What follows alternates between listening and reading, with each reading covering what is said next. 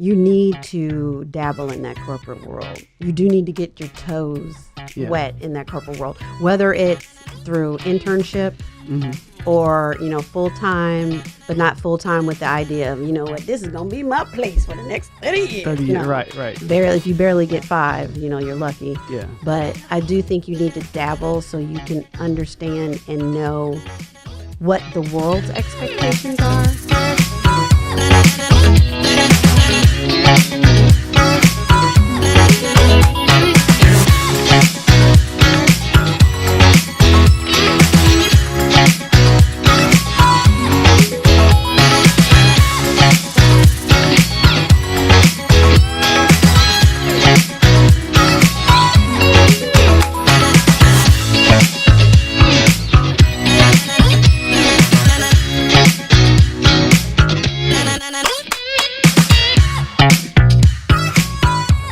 Hey there, everybody. This is your boy G, out here for Eye to Eye. All right. Hey, everybody. This is Garrett from your CEO for Puff Cuff. Here for Eye to Eye with my lovely wife, Ceata, sitting to my left. And today we're going to talk about the topic around entrepreneurship versus corporate. And the differentiation between the two, and what you can learn from both, and whether or not which path is right for you. So, Ceata, how did you know? Because your background, right? You are both of us are corporate. Both of us came from corporate. We came from the school of but you got to go get that degree so you can go get that good job. But from the get-go of our marriage, it was clear as day. I don't work well for others. You don't work well with others, right? And it was very clear that you knew you wanted to do something on your own, right? That was yours. How did you get to understanding that? Let's see. So once I got into like my sophomore year of college, I really embraced the fact that I knew I wanted to be some type of artist visually. And I didn't know exactly what that was. I went to school originally for business administration. That's because all Black families with the first child going to college told you, girl, you need to be in business. Because I knew I was not going to be a doctor or a lawyer. So went for business administration. And realized after I started getting into the econ classes and stats classes and all of that, I was like, this is not for me. I am about to flunk out of school. So let me just see what the art department has to offer. So didn't tell my parents and went over there and found out that you could get a degree in visual communications, which to me kind of lended its way to business in some type of way. Because I figured,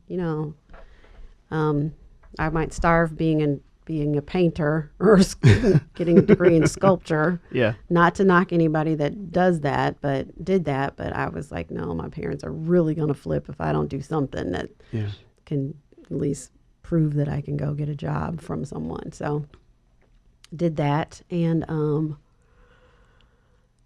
got my first gig before I graduated college.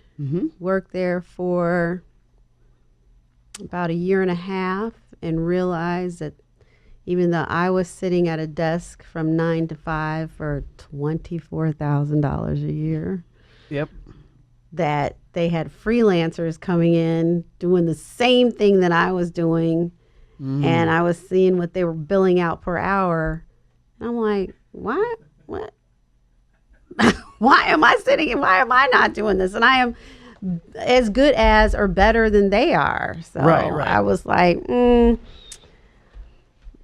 plus all the other stuff that came along with working in, it was still a small business. It was considered a small business. Right. Was it the pet company, the older couple?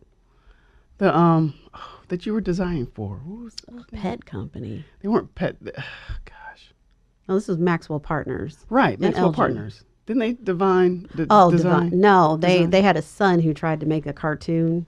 Oh, okay. Yeah, that's what I remember. No, they were a marketing advertising agency. Okay. So like I said, soon realized I could do this and make more money. Yeah. Plus, I had you as a husband, had them good benefits. God. I could still maintain going to the doctor. And I knew you weren't interested in not working and working for yourself. So I was like, I can take this opportunity and build my own business. So You know what? I did that.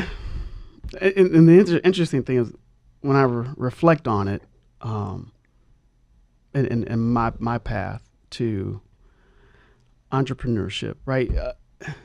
I was, to be honest with you, I was never taught that entrepreneurship was an option. I was never taught about what it meant to be an entrepreneur. My mom was straight, go to college, and then my dad was get a job.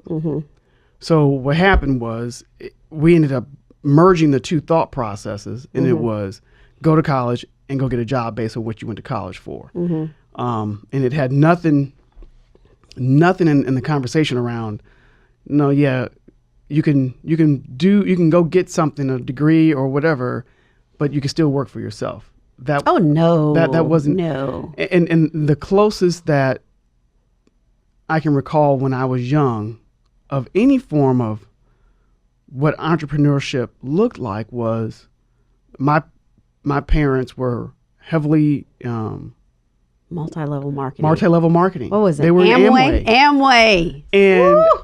That took many a dollar out the black community. Oh my God. And I mean, I can remember event after event at the house, and so, but my parents never sat. Even though it was multi-level marketing, it still had you can make your own a strand of entrepreneurship in it. You could build yourself up and give yourself a safety net and da da da da da. But they never talked about it that way. And you mean your parents or Amway?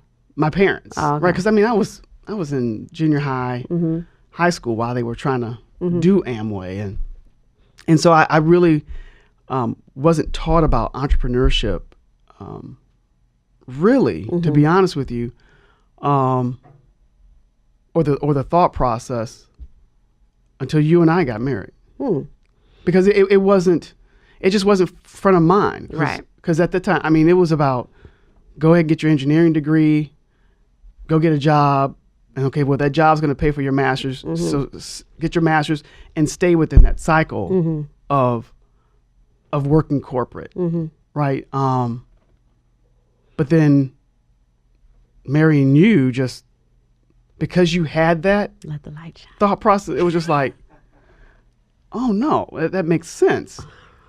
Well, because and to give credit where credit was due, Dorothy and Richard, even though they wasn't Dorothy and Richard together at that time, they have been like entrepreneurs from, I guess, from the jump. But I just didn't really absorb and realize what it was. Yeah.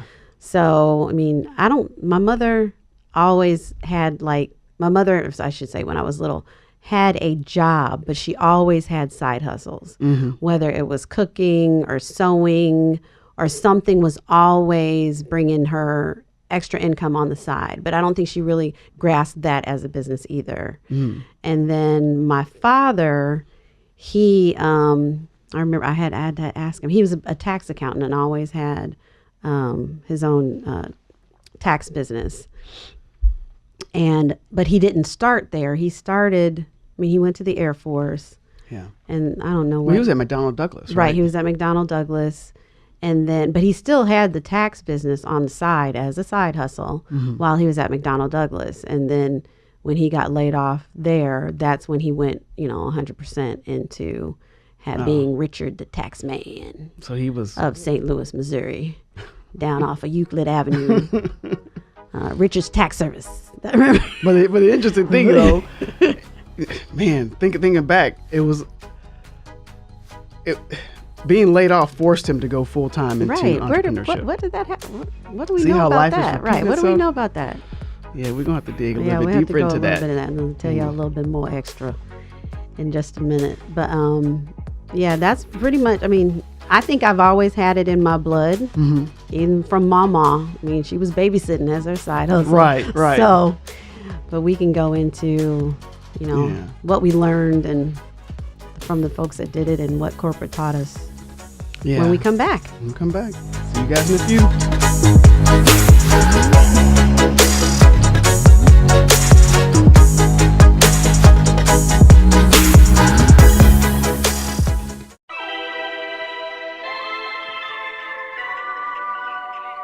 Yeah, okay. Shine. Listen.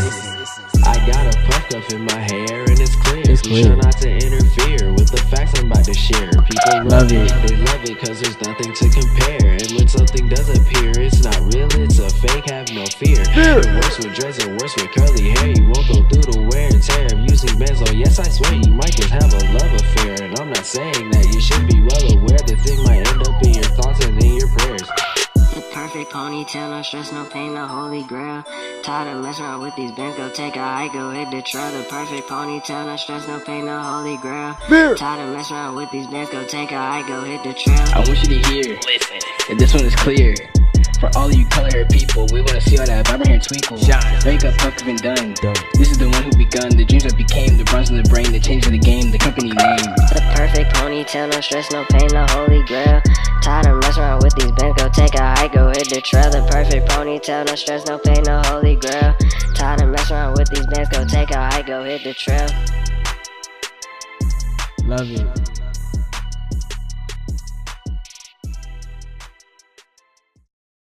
Hey, this is Ceata again, coming to you today, talking to my husband about corporate versus entrepreneurship, the goods, the bads, the futures, the past, all of that stuff, and kind of getting us to where we are now. Yeah. So I was, when we were in the break, I was looking at a definition and to kind of help us in thinking about this conversation about entrepreneurship versus a corporate gig.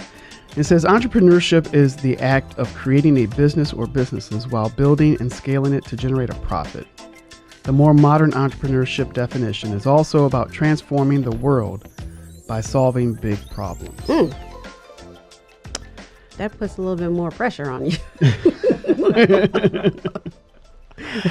Just a little bit. That's an interesting definition, and it's entrepreneurship is really about the creation of something, really for the most part, to address a problem that's bigger than you. And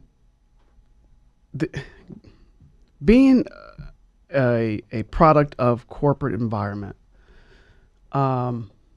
it's interesting that corporations are trying to bring the feel of entrepreneurship into the corporate walls, meaning that they want folks who think like an entrepreneur to work in a corporate environment and have that thought process of building and creating a business and building and scaling it to help them generate a profit. And we'll throw you off a token while we do this. Right. While we use you. And granted, now coming from corporate for 20-something plus years, and then jumping into entrepreneurship, there's a ton that I've learned while in corporate. And I think that it was probably one of the best learning grounds that I could have ever had in order to prepare what we're trying to do now, with our business. But I sure do wish that early on in my life, somebody would have sat me down and helped explain what the difference between the two. Well, I mean, it's just the same thing when we were saying earlier.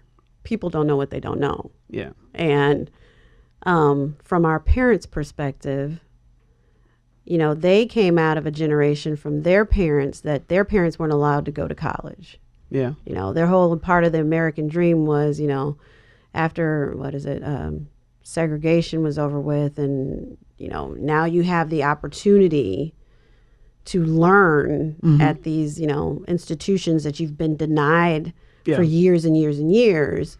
So now they're like, okay, even if I didn't go, my children are going. Going. That is the picture of success in America. Yeah. They've been denied, so we're no longer denied. So now I'm going to make sure. And that's where it came from. And then if it might have opened up a little bit to say, okay, if you don't go to college, then you're going to go work for that big factory. You're going to work for the steel mill. You're going to work for the General Motors. You're going to work for before open trade and all that other stuff. And that's where you could work for years and retire with a decent nest egg and blah blah blah blah. But now we're of the mindset of wow, I had that degree and I went to work for corporate, but there's so many more opportunities, and the internet has opened up the customer base so big to where I don't have to make that money for corporate, right? And I can do this myself. I can move at a bit of faster pace because corporate's like a big, it's like a big a caterpillar. It's just, it's huge. Yeah. Not a caterpillar isn't huge, but in terms of an ant, if you compare a caterpillar to an ant, a caterpillar is going to take a long time to get to whatever it needs to get to. Where you got an ant, it's like, I can move at this pace. Right. And still accomplish all the same stuff that you're trying to, but I can do it at a faster pace and reach my customer a lot quicker. And then social media has made it to where not only can I meet my customer, I can make it happen for my customer. I can make it happen for customers on a global scale.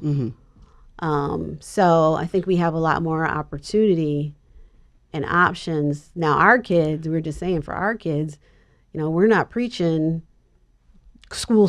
What school are you going to go to? We're preaching, okay, if you decide to go to school, these are the steps you need to do. You need to have this stuff in order if that's going to be your path. You need to have your GPA in order. You need to have your SAT, your SAT and ACT scores that need to be decent, But you do have other options.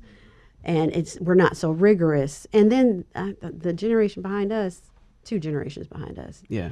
Because we ain't talking about those millennials. just plain. Because our kids, I guess, now are labeled Generation Z. Okay. And they do not have, the word limitation is almost like a foreign to them. Yeah. They have no fear of, you know what? I'm going to go to Tibet and, hang out and study the vegetations on the side of the mountains. And we're like, you go, honey, you do that. So, and then next thing you know, they're streaming live about all the different species they're finding and now monetizing it with YouTube videos. And my kid's in Tibet. He's studying vegetation on the side of a mountain. So, and making good money at it. And he sends us really good coffee. So, no. So how, but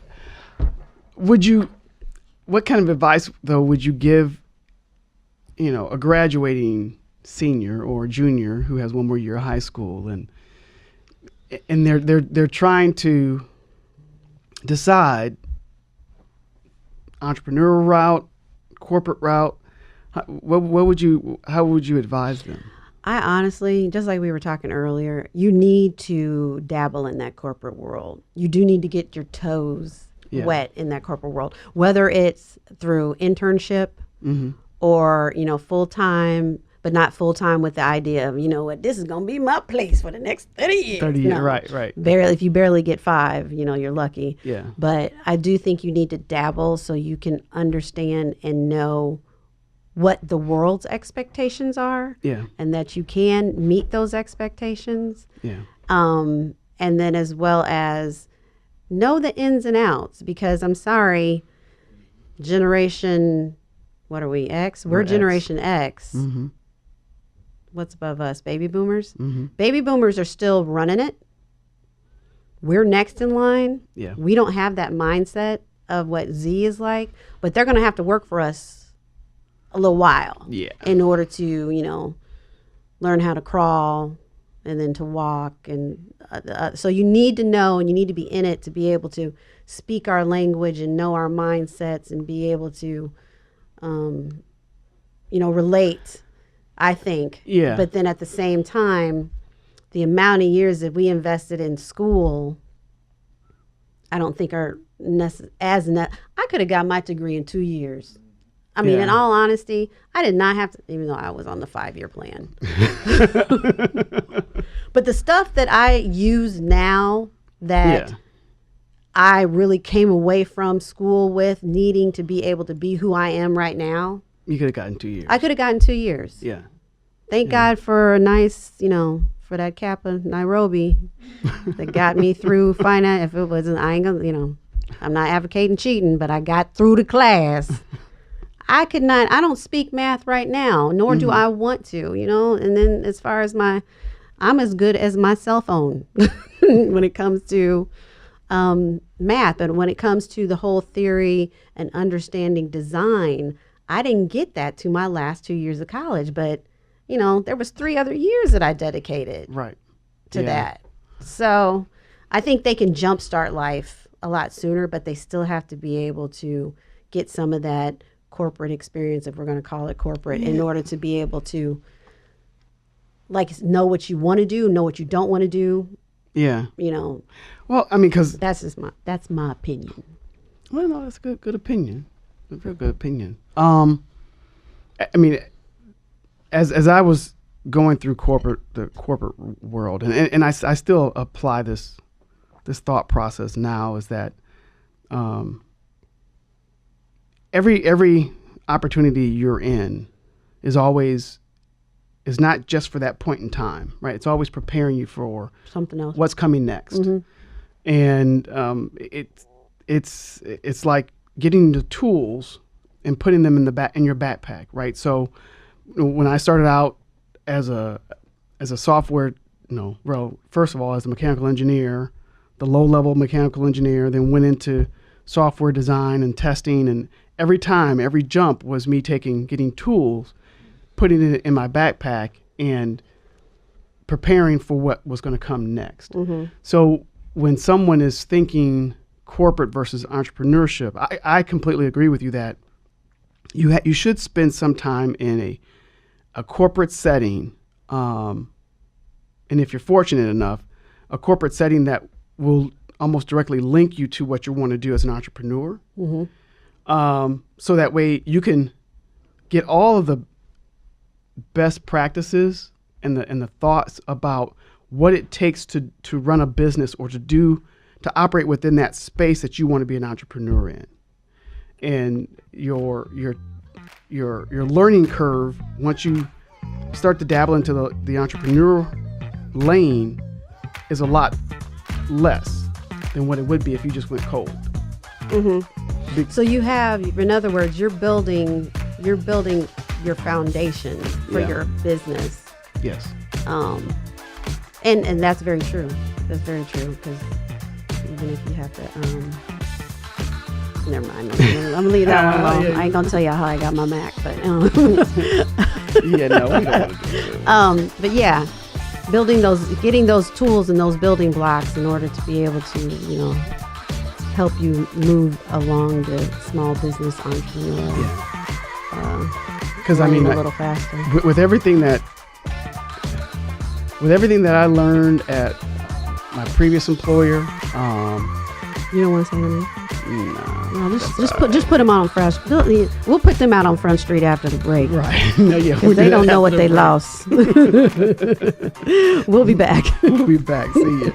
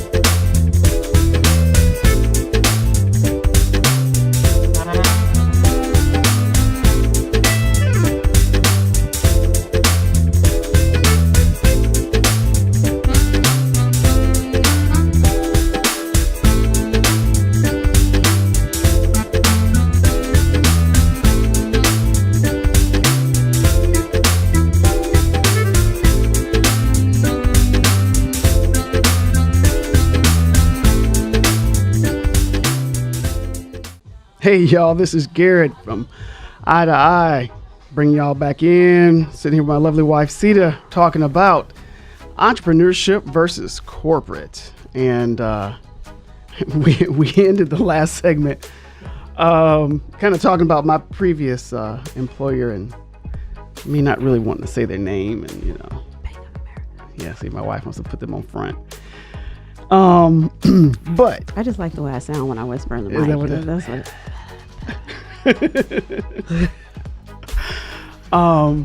coming to America. listen, you are so wrong for that. So everything that I learned,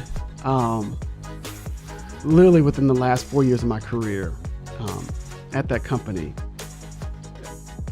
I'm fully utilizing it now. So when we were talking about kind of taking all the experiences you can get from whatever corporate job you have to prepare you for entrepreneurship, I'm a living testimony that use the corporation as they are using you. They are using you to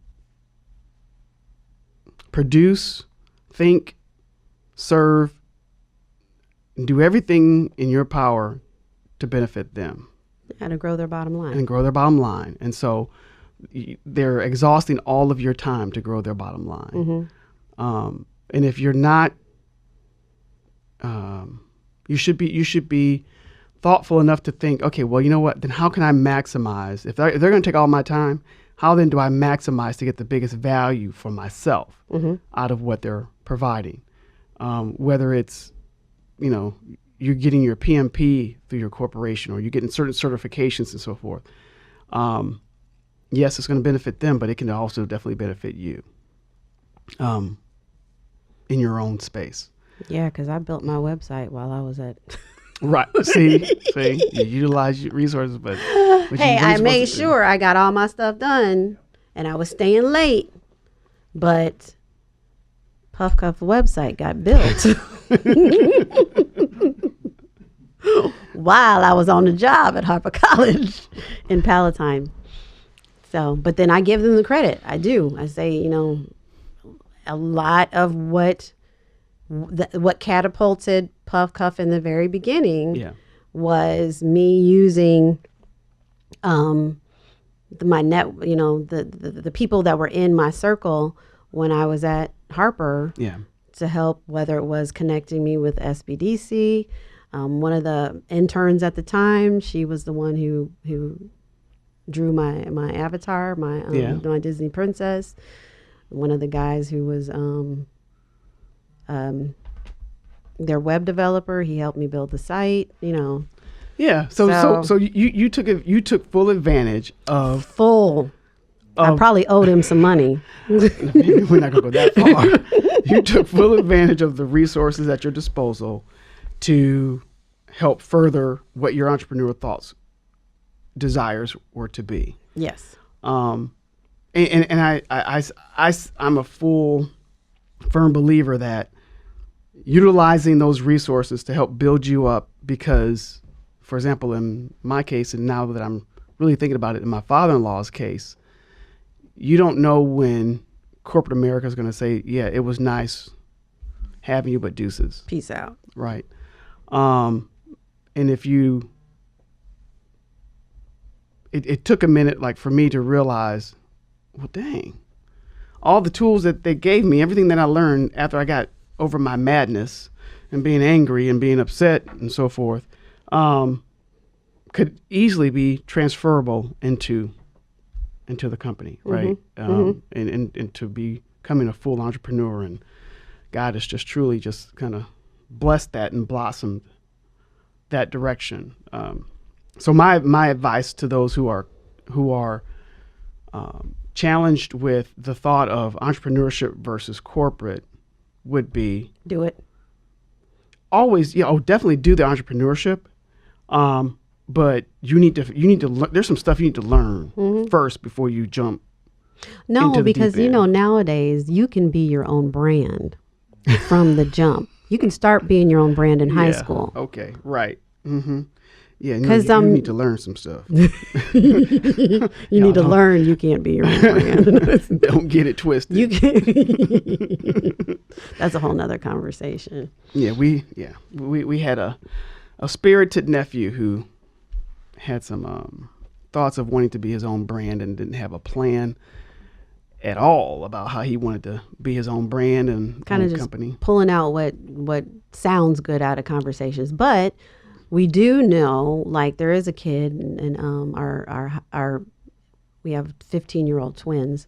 There is a kid that actually started himself a IG channel, and he Christian from the band. You know what I'm talking about? Mm-mm. You know him when you see him. Okay. Anyway, he great personality, big personality. Yeah. For a teenager, and is one of those that can, have a conversation with a rock. Yeah.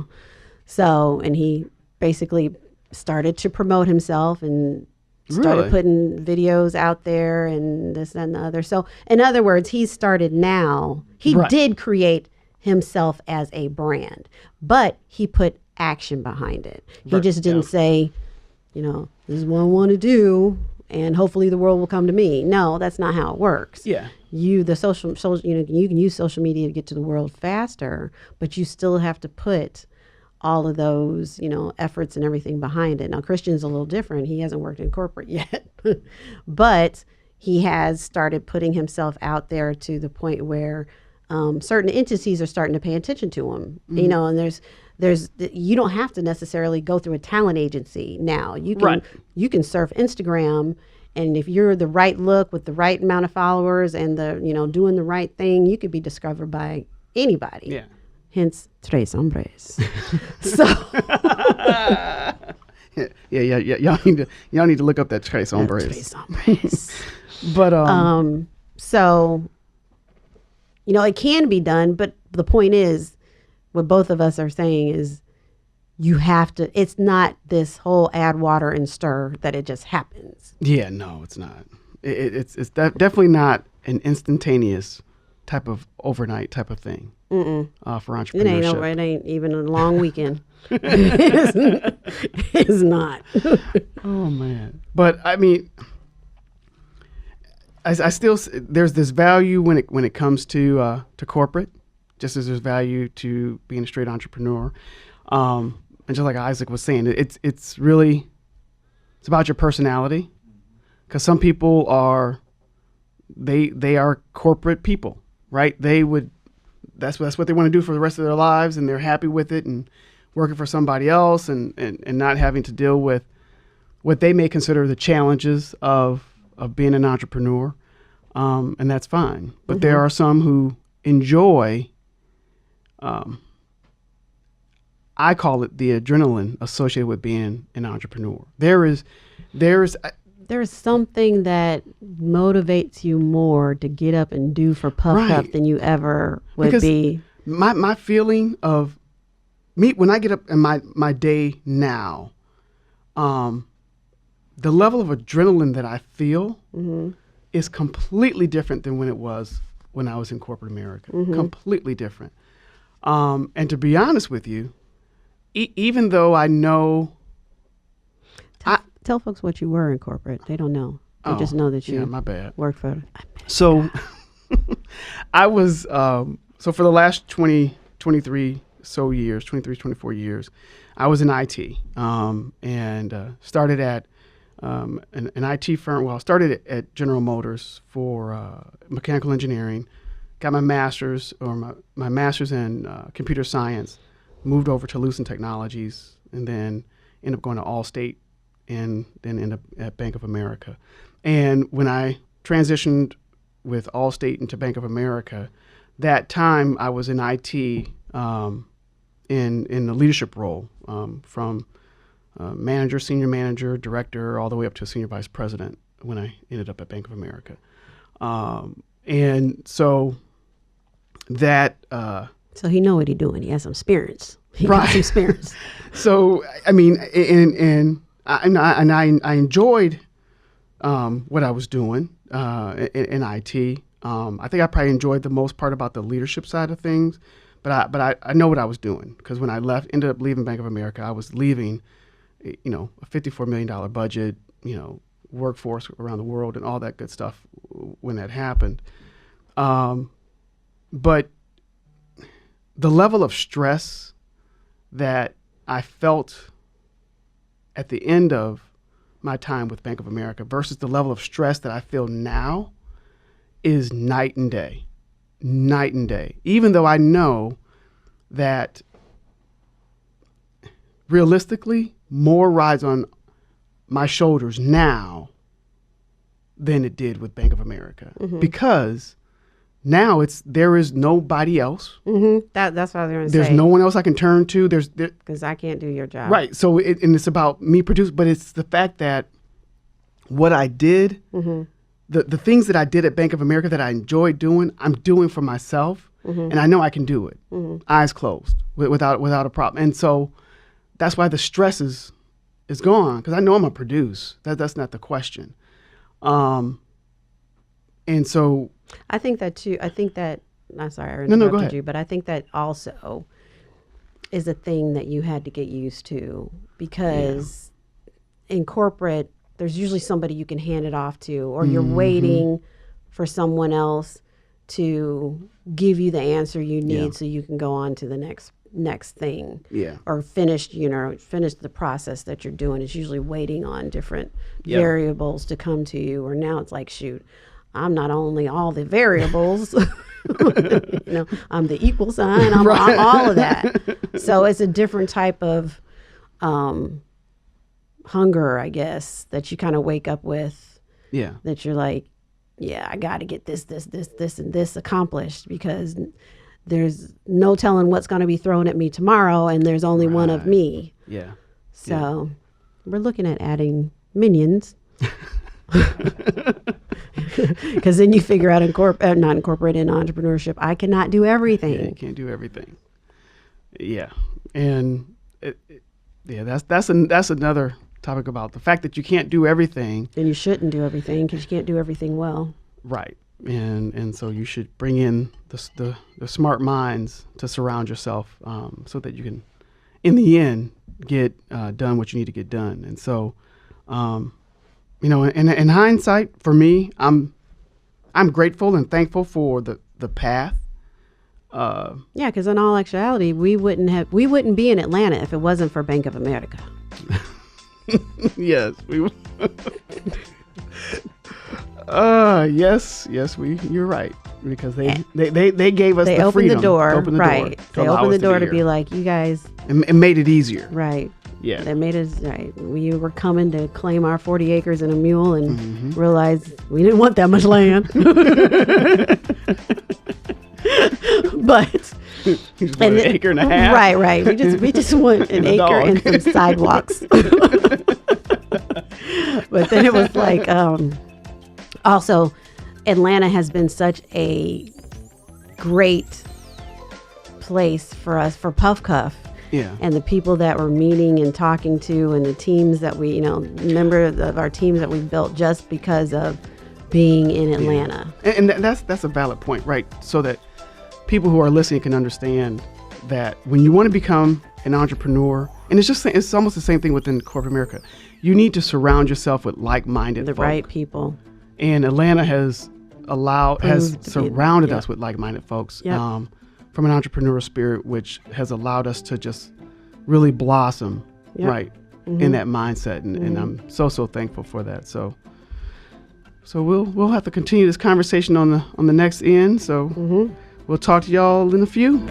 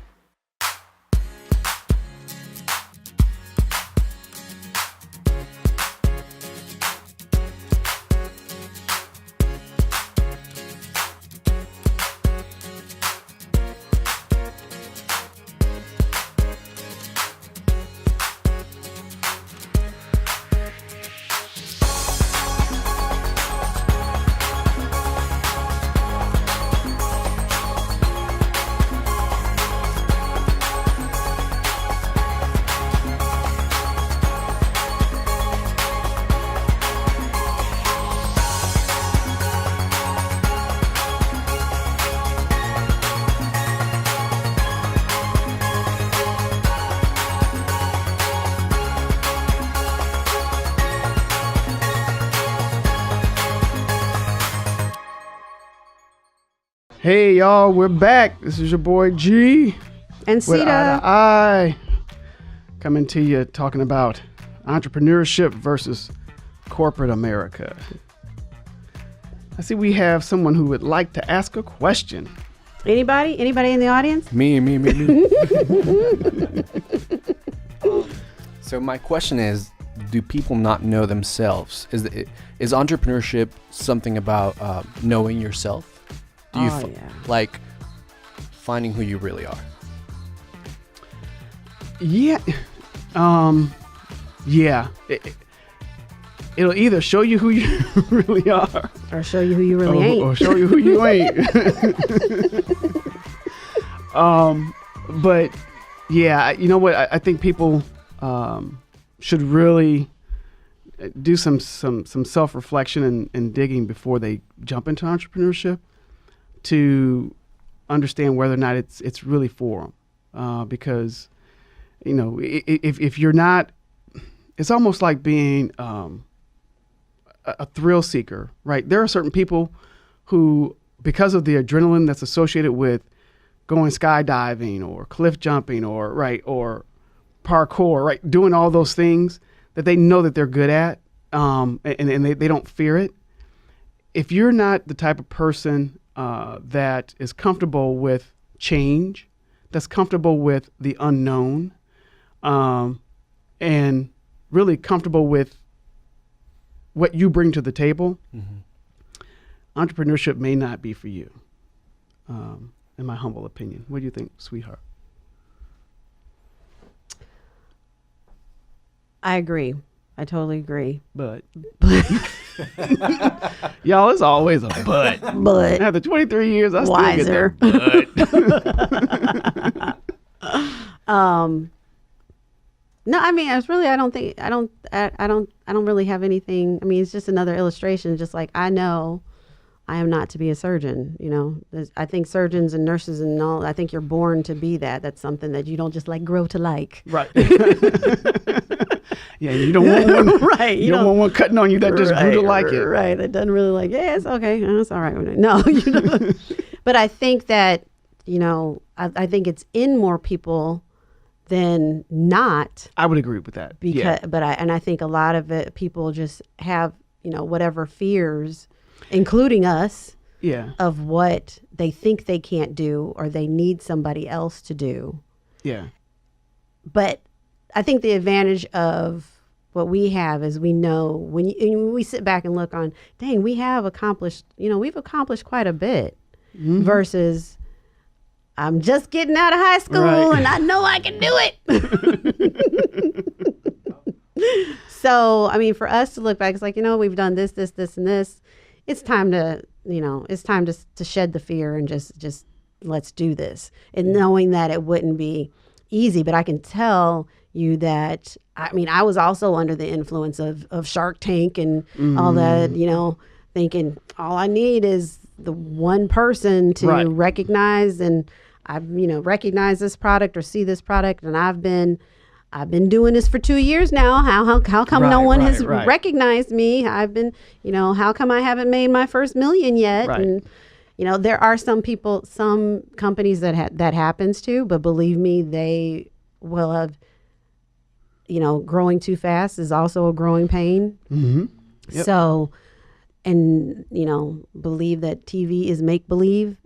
100% of it is make-believe. Yeah. So you can't start to compare yourself to that, because then you create more problems for yourself. Because I was, you know, that was one of the things I was like, you know what, this should have happened faster. Yeah, you can't. Way faster than what it is. How come? But if someone had told me from the beginning, look, you're not a success until I shouldn't say that. You're not a legitimate small business until you've made it through so many years. Yeah. I mean, I used to get upset. People were still calling us a startup. Like, I did not start this up yesterday. We are running at a good click, you know. But then it was like, no. When you think of the true description and version of startup versus and small business versus somebody who's made it past, 5-year mark. Uh-oh. Sorry. Sorry about that. Somebody's at the back door at the warehouse. Sorry about that. And that means we ain't at the warehouse. Hey, we got to do Right. Gotta do what we got to do. So I think I would have not been so hard on myself. And, and given myself more time and more leniency to say, okay, this is, you have not made it yet. But there is still more to come. There's still more you have to do. And even because there was a time where we almost lost the business and we had people telling us, file for bankruptcy, this, that, and the other.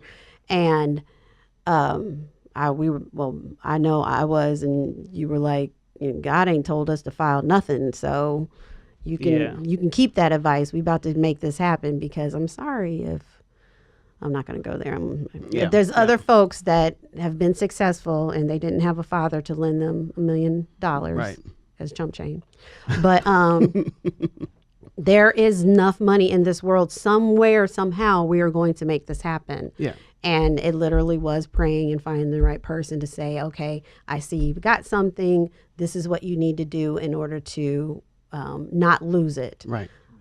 But even with that not losing it, I wish I had known, okay, but even if you do what I tell you to do, it's going to be 6 to 8 months before you start to see the bank account turn around. Yeah. When I was like, well, shoot, I cut everything and had a flash sale. How come I ain't? Right. How come we ain't rolling in it and it's only been 2 months? Yeah. So I think you need to have that time under your belt, and those people who have had experience and time to be able to give you a realistic viewpoint.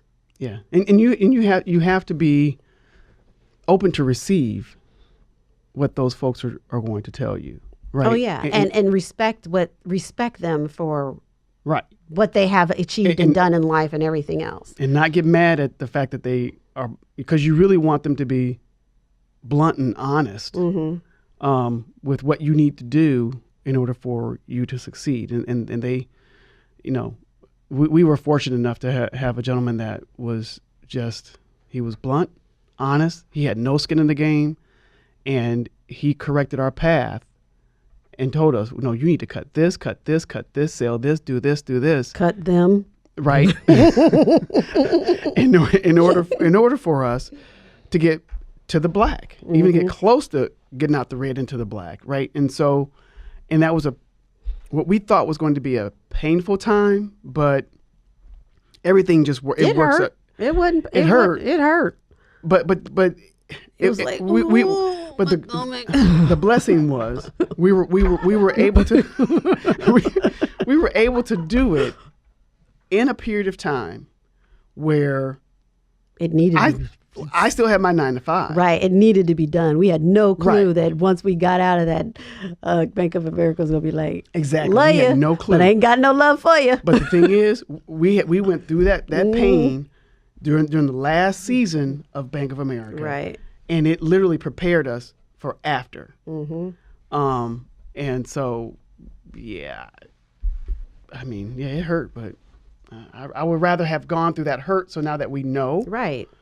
And we can easily share and teach, right, and help other entrepreneurs know that it ain't gonna be easy, and it's not gonna last forever. Right, this season, you will come out of it, but you will come out of it.